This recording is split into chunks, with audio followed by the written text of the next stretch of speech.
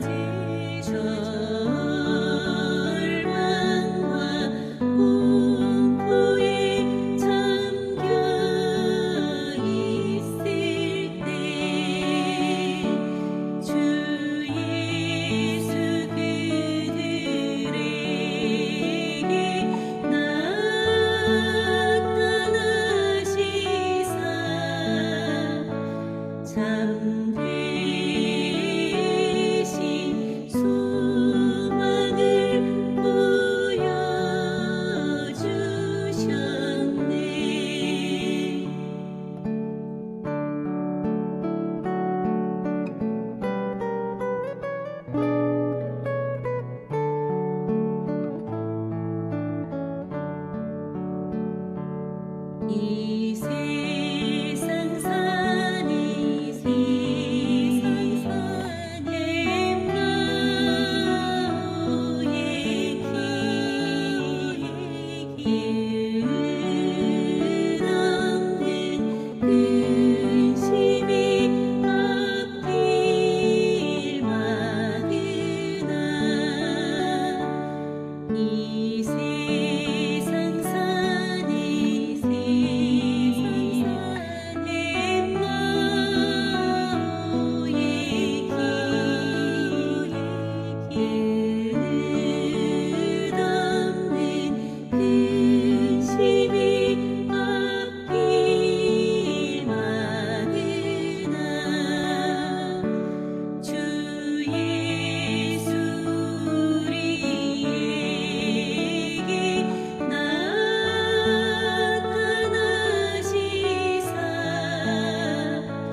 새 소망 주심을 믿사옵니다.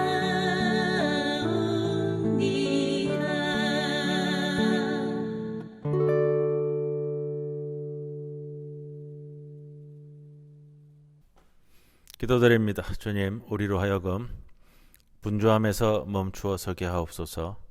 잡다한 생각과 번잡한 일에서 벗어나게 하시고 늘 침묵과 묵상으로 가고 있는 길을 돌아보게 하옵소서. 지금 애착을 가진 것들이 지나고 나면 다 쓰레기인 것을 깨닫게 하옵소서. 기한과 때가 있음을 알게 하시고 듣는 마음을 주사 바른 분별력을 허락해 주옵소서. 결단해야 할 때 결단하게 하옵소서. 외로운 결정이지만 의로운 결과를 가져오게 하옵소서. 서글픈 세상살이를 서럽게 살지 말게 하시고 어떤 상황에서도 기쁨의 샘을 파게 하옵소서. 성공한 사람보다 소중한 사람이 되게 하시며 때가 익으면 저절로 열린다는 그 믿음을 놓치지 않게 하여 주옵소서. 예수님의 이름으로 기도드리옵나이다. 아멘. 166장 찬송드립니다.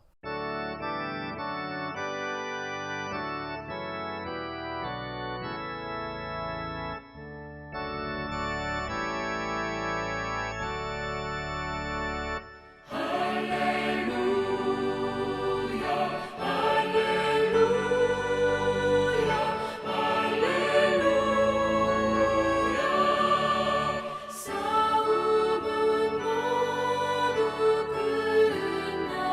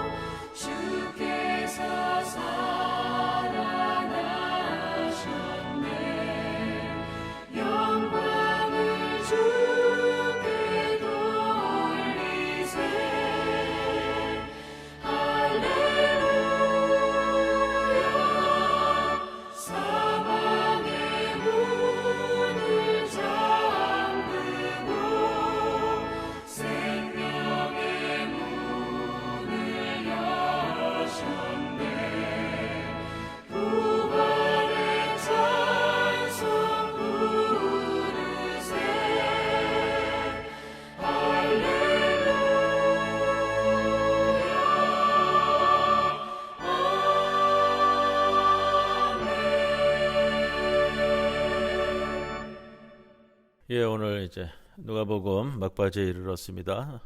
누가복음 강의 72번째 시간이고요. 24장 13절로부터 35절 말씀 봉독하고 말씀 나누도록 하겠습니다. 그날에 그들 중 둘이 예루살렘에서 25리 되는 엠마오라 하는 마을로 가면서 이 모든 된 일을 서로 이야기하더라.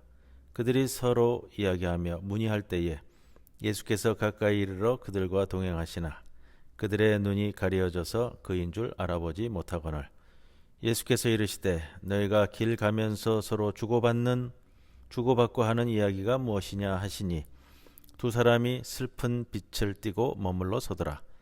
그 한 사람인 글로바라 하는 자가 대답하여 이르되 당신이 예루살렘에 체류하면서도 요즘 거기서 된 일을 혼자만 알지 못하느냐.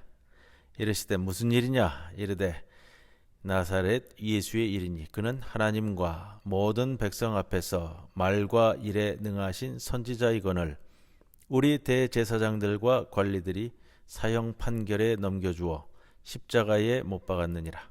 우리는 이 사람이 이스라엘을 속량할 자라고 바랐노라. 이뿐 아니라 이 일이 일어난 지가 사흘째요. 또한 우리 중에 어떤 여자들이 우리로 놀라게 하였으니 이는 그들이 새벽에 무덤에 갔다가 그의 시체는 보지 못하고 와서 그가 살아나셨다 하는 천사들의 나타남을 보았다 함이라.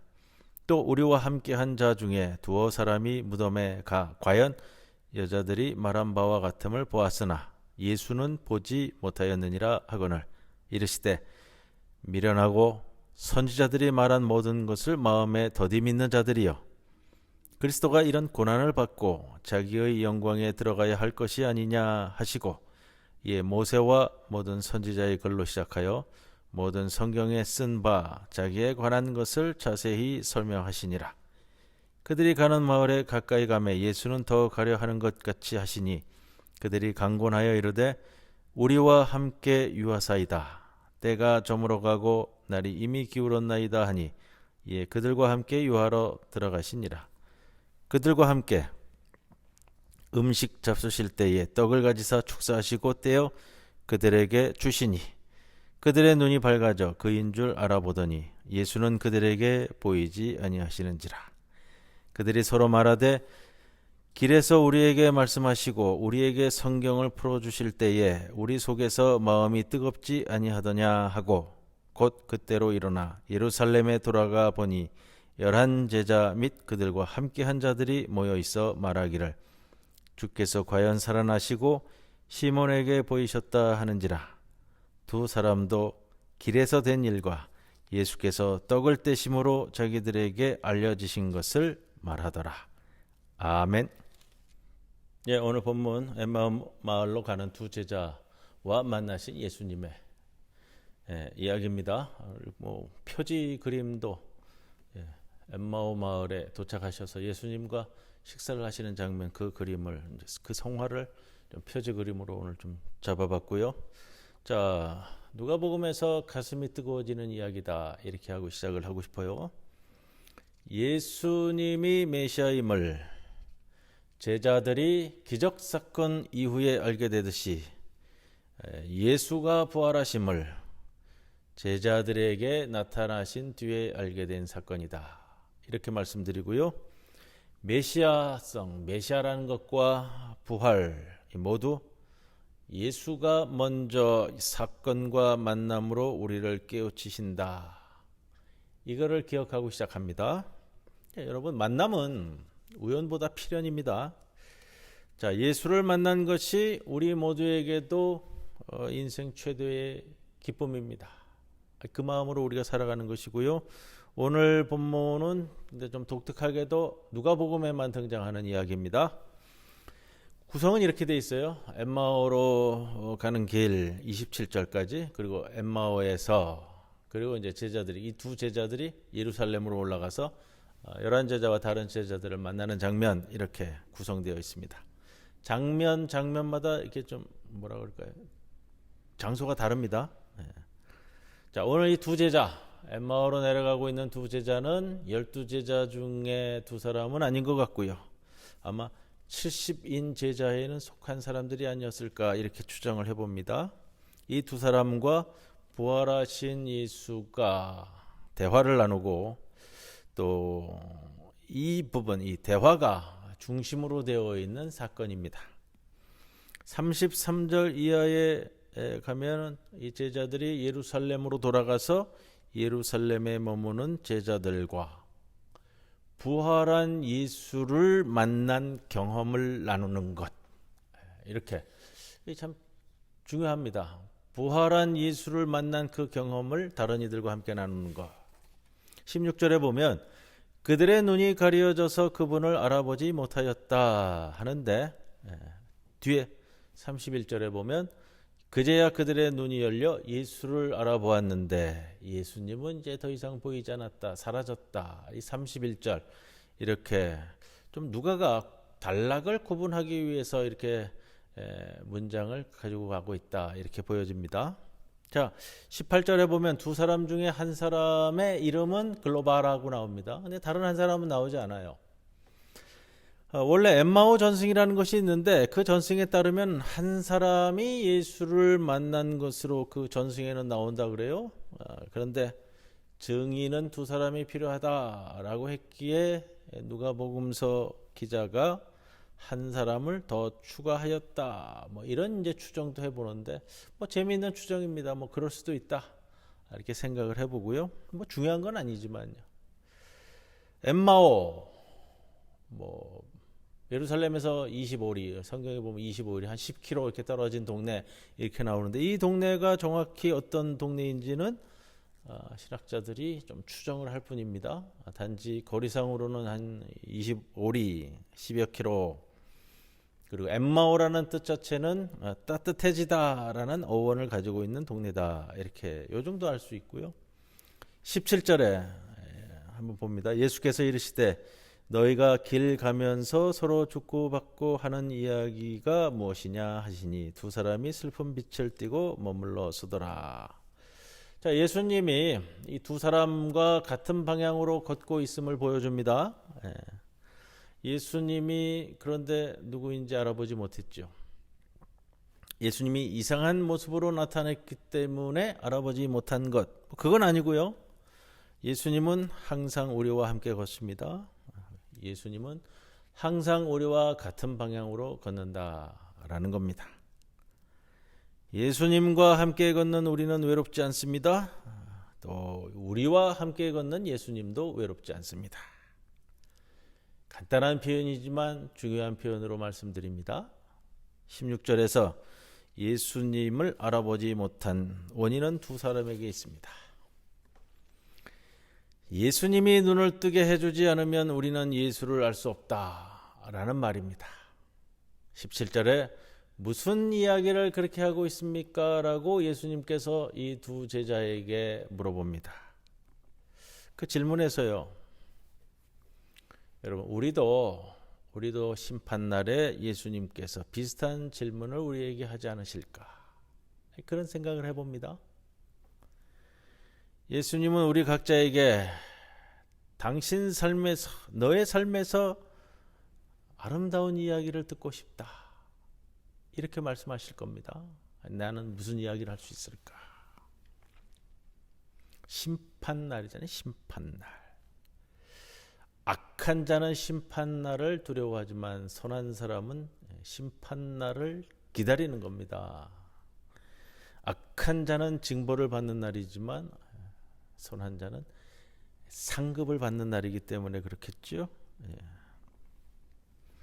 18절에 글로바는 예수가 예루살렘에 체류하였다고 말합니다. 예수가 예루살렘 시민이라고 여기지 않았다라는 거고요. 그것은 예수에 대한 소문을 모르는 사람이기 때문에 그렇게 봤을 것이다, 이렇게 생각을 합니다. 누가는 예수 이야기가 이미 예루살렘 전체에 상당히 퍼졌음을 우리에게 알려주고 싶어하는 것 같습니다. 누가는 그리고 이 두 사람의 입을 빌려서 역사적 예수의 삶을 요약해서 우리들에게 전해주는데, 그것이 이제 그 이후의 구절들 말씀입니다. 19절에 이 두 사람은 나사렛 사람 예수에 관한 일이라는 말로 이야기를 시작하죠. 나사렛 사람 예수의 일. 먼저 출신 지역이 등장했습니다. 나사렛 예수, 나사렛 사람 예수. 고향을 언급하고 있는 것, 여러분, 뭐 개인적인 삶에 있어서 출생지를 나타내는 것 이상으로 우리 누가복음서에서는 의미가 있다라는 말씀을 자주 드렸습니다. 예수가 나사렛 사람이 아니고 만약에 예루살렘 사람이라고 한다면 우리가 접근할 수 있는 개념이 확 달라지는 겁니다. 그 의미에 대해서는 예전에도 몇 차례 설명을 드렸고요. 나사렛 사람 예수라는 것과 예루살렘 예수라는 것과는 의미가 같지 않을 겁니다. 살펴볼 수 있는 것 중에 이 두 사람은 예수의 말과 행동을 근거로 지금 만난 예수 이전에 자기들이 경험한 예수의 말과 행동을 근거로 예수를 선지자로 인정하고 있습니다. 오늘 본문에 그렇게 나오고요. 19절 하반부에 보면 그는 하나님과 모든 백성 앞에서 말과 일에 능하신 선지자이거늘, 선지자, 예언자로 인정하고 있다라는 겁니다. 그리고 예수 죽음의 책임을 대제사장들과 백성의 지도자들, 즉 종교 권력과 정치 지도자들에게 돌리고 있습니다.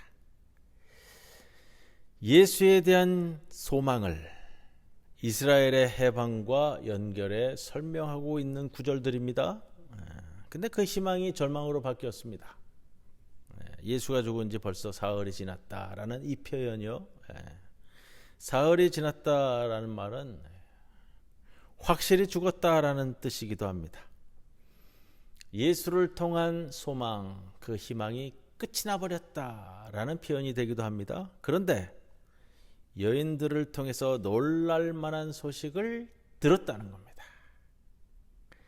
예수의 시신이 사라지고 천사가 나타났고, 그래서 예수는 살아계시다 라는 말을 들었다는 겁니다. 20절에 보시면 예수 예루살렘 순환 역사를 요약하고 있습니다. 제가 다시 봉독하는데요. 우리 대제사장들과 관리들이 사형 판결에 넘겨주어 십자가에 못 박았느니라. 순환의 역사를 이렇게 한 줄로 요약하고 있습니다. 누가가 이 두 사람, 두 제자의 입을 빌려서 요약하고 있는 부분이다 이렇게 볼 수가 있고요. 근데 좀 생각해 볼 부분은 있어요. 본디오 빌라도에 대한 내용이 생략됐습니다. 예수 죽음의 주요 책임을 로마 군대가 아니라 이제 유다 지배층에게 좀 포커스를 맞추고 있는 시각을 볼 수가 있습니다. 누가복음 19절에서 오늘 19절에서 21절은 예수에게 호감이 있는 사람과 유대교 신자가 그리스도교에게 묻는 질문과 실망을 축소화시켜서 보여주고 있는 장면이다. 이렇게 볼 수 있습니다. 이스라엘을 속량할 자, 구원하실 분.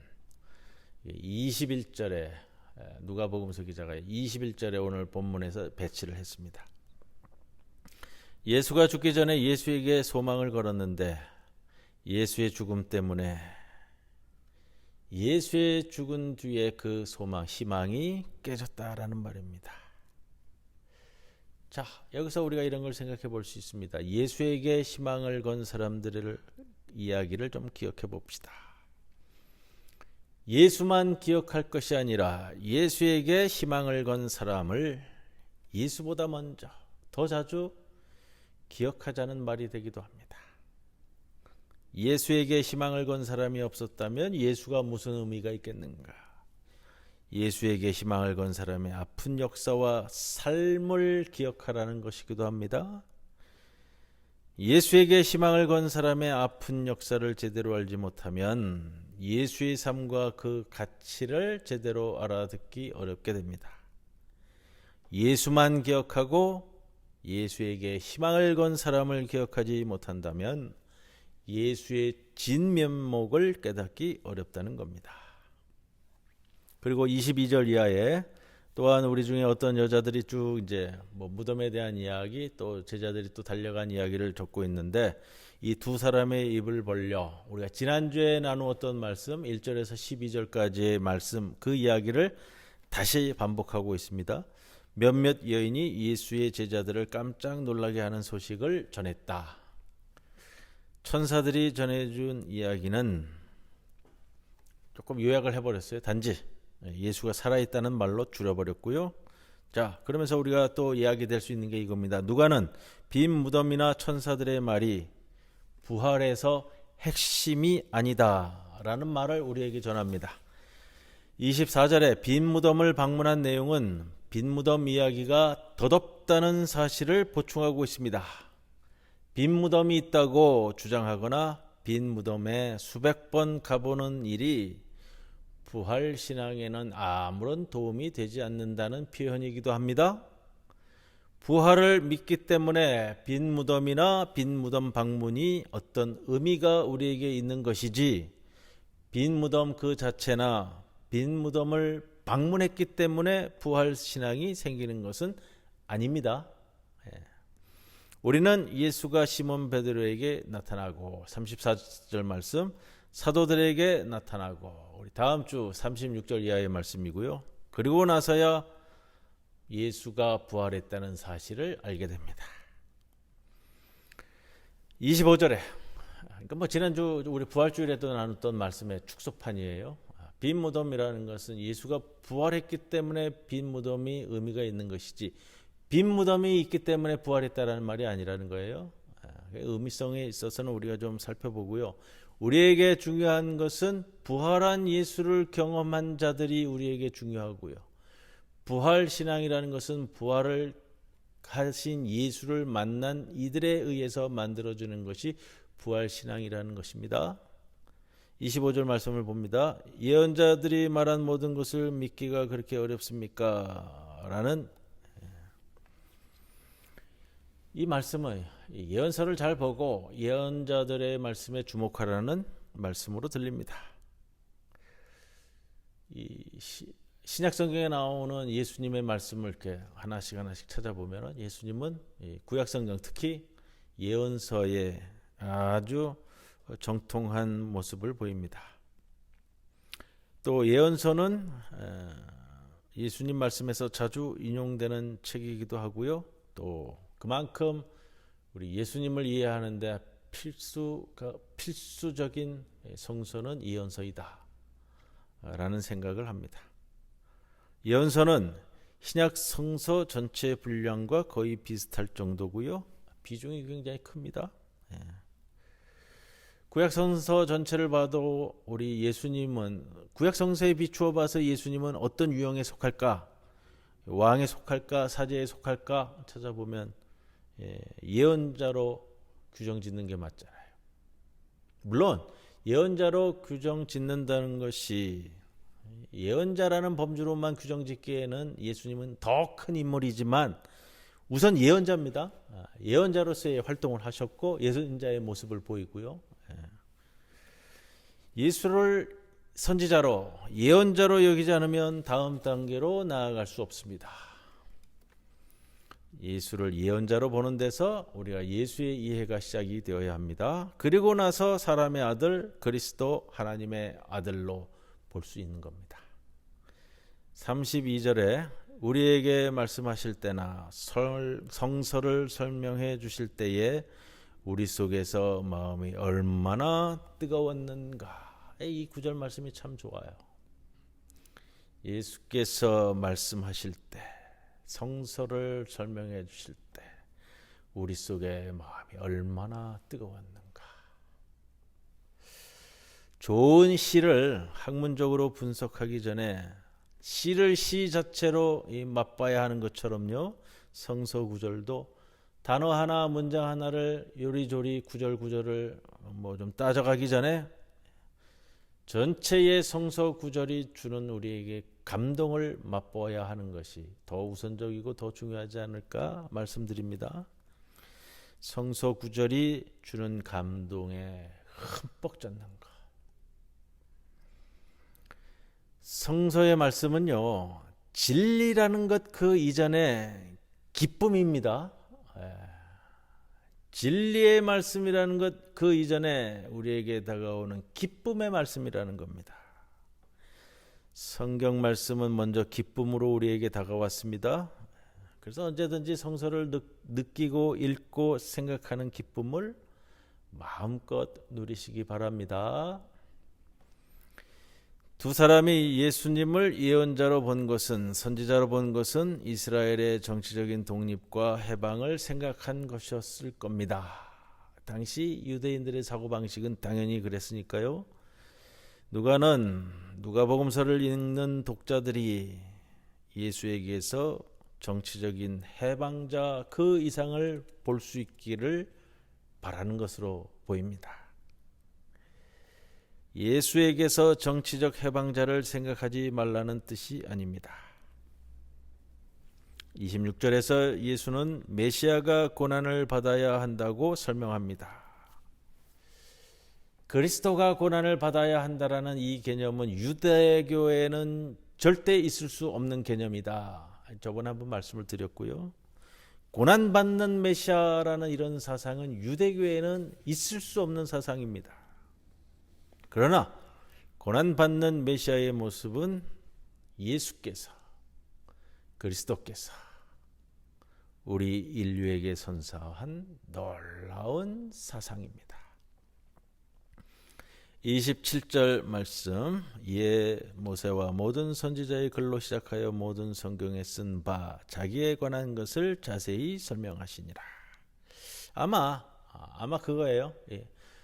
이후에 초대교회 이후에 오늘 누가복음 교회 공동체 복음서 저자와 초대교회 사람들이 바로 예수의 입을 빌려 율법서, 예언서, 구약 성경 전체에서 예수님에 관한 기사를 연결하고 인용하면서 지금은 이 본문에서는 예수님이 두 제자에게 설명하는 것이지만 넓게 보아서 초대교회에서 누가복음서 기자가 세상 사람들에게 또 교회 공동체 멤버들에게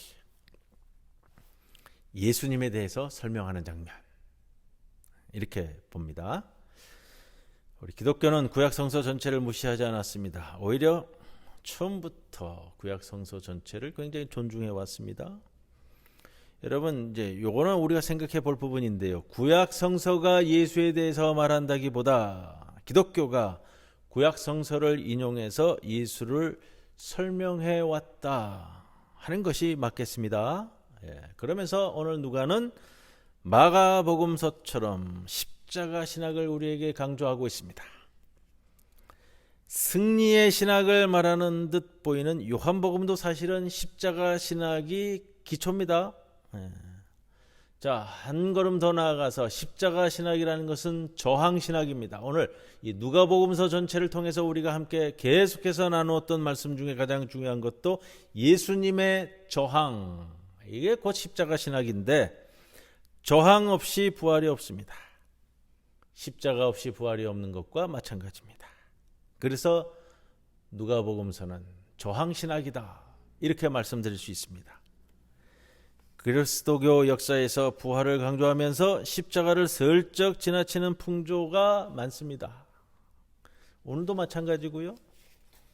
십자가를 강조하면서 저항을 슬쩍 지나치는 풍조가 많은데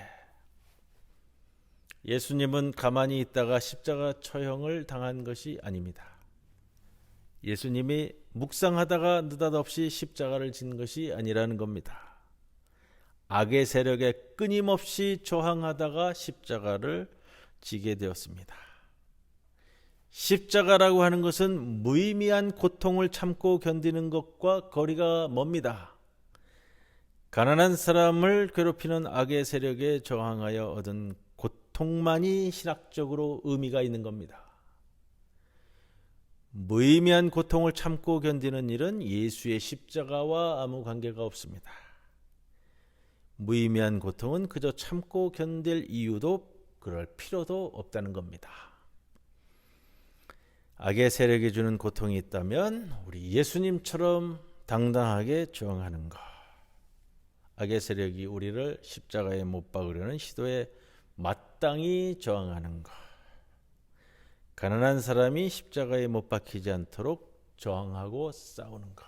이것이 누가복음서, 가난한 자를 위한 복음서라고 별칭으로 불려지는, 그리고 저항신학으로 우리가 이야기할 수 있는 누가복음서.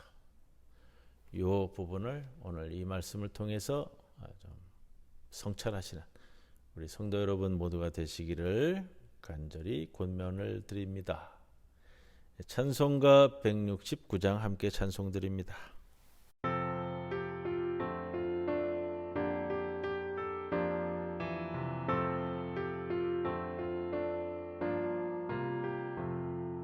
사망의 권세가 주님 가두나 예수님 일어나 부활하셨네. 부활하신 주 승리하셨네. 할렐루야 할렐루야 할렐루야 할렐루야. 어두운 무덤에 갇히었으나 사망의 권세를 물리치셨네. 부활하신 주 승리하셨네. 할렐루야 할렐루야 할렐루야 할렐루야.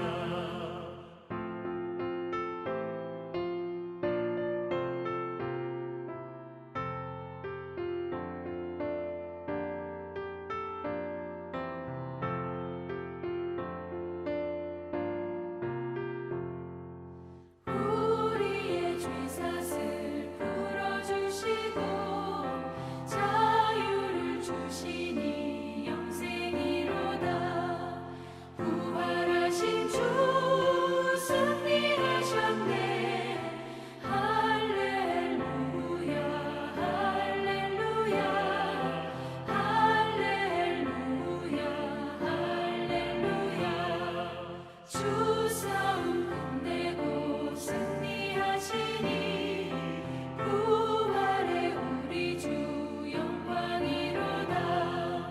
부활하신 주 찬양할지라.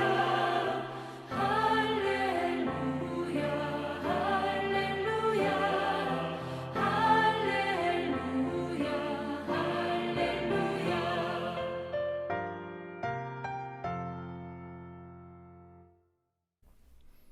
주님 가르쳐 주신 우리 기도문으로 함께 기도드린 후에 성경 강의 시간 마치겠습니다. 하늘에 계신 우리 아버지여, 이름이 거룩히 여김을 받으시오며 나라의 임하옵시며 뜻이 하늘에서 이루어진 것 같이 땅에서도 이루어지이다. 오늘 우리에게 일용할 양식을 주옵시고 우리가 우리에게 죄 지은 자를 사하여 준 것 같이 우리 죄를 사하여 주옵시고 우리를 시험에 들게 하지 마시옵고 다만 악에서 구하시옵소서. 나라와 권세와 영광이 아버지께 영원히 있사옵나이다. 아멘.